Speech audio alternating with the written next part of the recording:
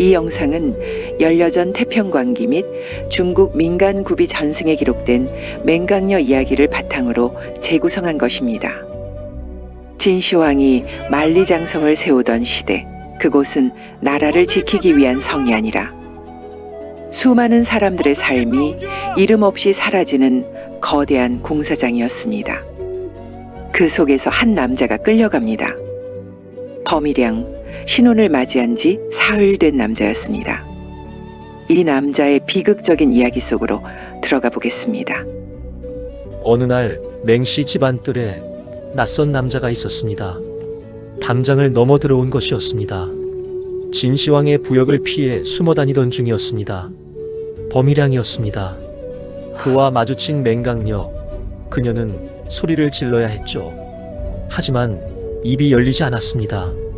범이량도 도망쳐야 했습니다. 그런데 발이 움직이지 않았습니다. 두 사람은 아무 말 없이 서로를 바라봤습니다. 한참이 지났습니다. 범이량이 먼저 입을 열었습니다. 숨겨 주시오. 맹강녀는 아무 말도 하지 않았습니다. 대신 한 걸음 물러서며 그를 집 안으로 조용히 들였습니다. 그것이 시작이었습니다. 한 지붕 아래 같은 하늘을 보며 계절이 한 번, 두 번 바뀌었습니다.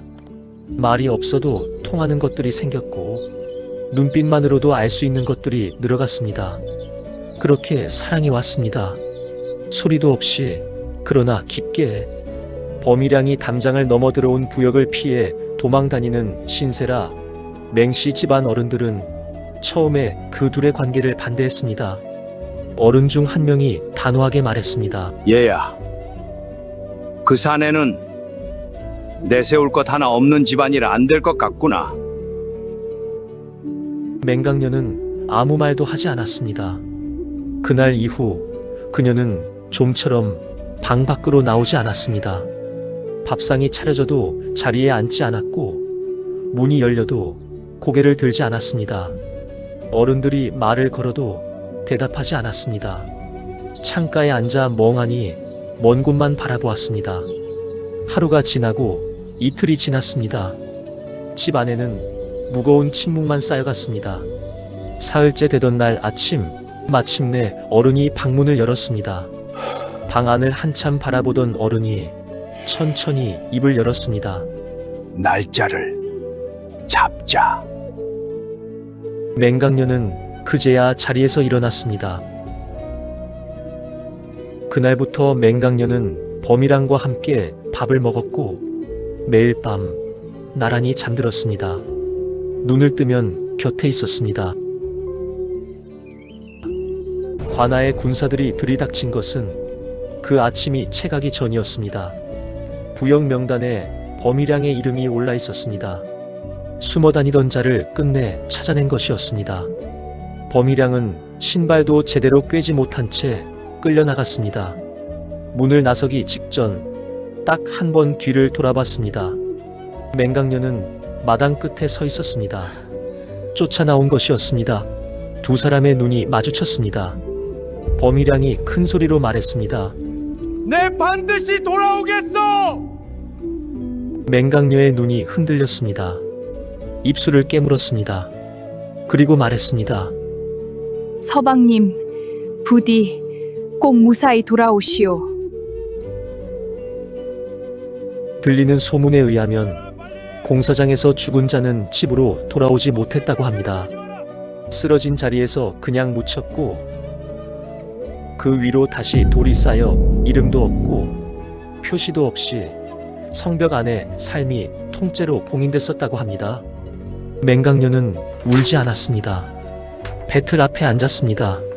실을 걸고 천을 짜기 시작했습니다. 바늘이 천을 오갔습니다. 한 땀, 또 한 땀. 창밖으로 나뭇잎이 물들었고 어느새 찬바람이 문틈을 비집고 들어왔습니다. 이웃 안악이 찾아와 물었습니다. 혼자 어디까지 가려고 그러오? 맹강녀는 바늘을 멈추지 않았습니다. 남편이 추울 것이오. 옷이 완성된 것은 첫눈이 내리기 며칠 전이었습니다. 품에 옷을 안고 길을 나선 것은 그 다음날 새벽이었습니다. 수천 리, 발이 트고 피가 났습니다. 강을 건널 때는 옷을 걷어 올렸습니다. 옷만은 젖으면 안 됐습니다. 먹을 것이 없으면 굶어도 걸었고, 잘 곳이 없으면 길바닥에서 잤습니다. 지나는 사람들이 물었습니다. 어디까지 가시오? 맹강녀는 짧게 답했습니다. 장성까지 갑니다. 사람들은 더 묻지 않았습니다. 그이가 살아있기만 하면 된다고 입술을 깨물며 걸었습니다. 장성에 닿았을 때 그녀가 들은 말은 충격이었습니다. 그 사람 이미 죽었소. 범희량은 공사 도중 쓰러졌고 그 자리에 묻혔으며 그 위로 돌이 올라갔다고 했습니다. 충격에 빠진 맹강녀는 하루 종일 눈물을 흘렸습니다. 맹강녀는 정신을 차려 다시 찾아가 물었습니다.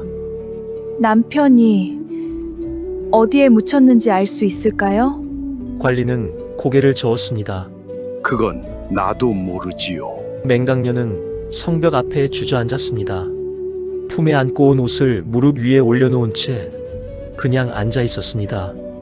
울음이 터진 것은 한참 뒤였습니다. 처음에는 사람의 소리였습니다. 하루가 지나자 목이 쉬었습니다. 이틀이 지나자 소리가 달라졌습니다. 사흘째 날이었습니다. 성벽이 흔들렸습니다. 성벽에서 굉음이 들렸습니다. 균열이 생긴 것은 순식간이었습니다. 돌과 흙이 무너져 내리면서 안쪽에 봉인됐던 것들이 드러났습니다. 천에 쌓인 유골들, 그 속에서 범희량의 흔적도 함께 나왔습니다. 구독, 좋아요 부탁드릴게요. 성벽이 무너졌다는 보고가 황실에 닿은 것은 그날 밤이었습니다. 천하를 하나로 묶은 My 황제의 God. 공사였고 그 권위가 무너진 것이었습니다. 진시황은 즉각 조사를 명했습니다. 며칠 뒤 올라온 보고서는 황제의 손을 멈추게 했습니다. 한 여인이 사흘 밤낮을 울었고 그 울음이 그친 순간 균열이 시작됐다는 것이었습니다. 조사관은 보고서 끝에 조심스럽게 덧붙였습니다. 달리 설명할 방법이 없다고. 진시황은 그 여인을 데려오라 했습니다. 황제 앞에 무릎을 꿇은 여인을 본 순간 진시황의 손이 멈췄습니다. 수천 리를 걸어온 사람이었습니다. 옷은 낡았고 머리는 흐트러져 있었습니다. 그런데 눈을 뗄 수가 없었습니다. 평생 후궁을 수천 명 거느렸지만 이런 얼굴은 처음이었습니다. 꾸미지 않았고 두려워하지 않았습니다. 무릎을 꿇고 있었지만 그 눈빛만은 아무것도 꺾지 못한 눈빛이었습니다. 진시황은 한참 동안 아무 말도 하지 않았습니다. 그러다 입을 열었습니다. 집연패 머물러 줄 수 없겠느냐? 명령이 아니었습니다.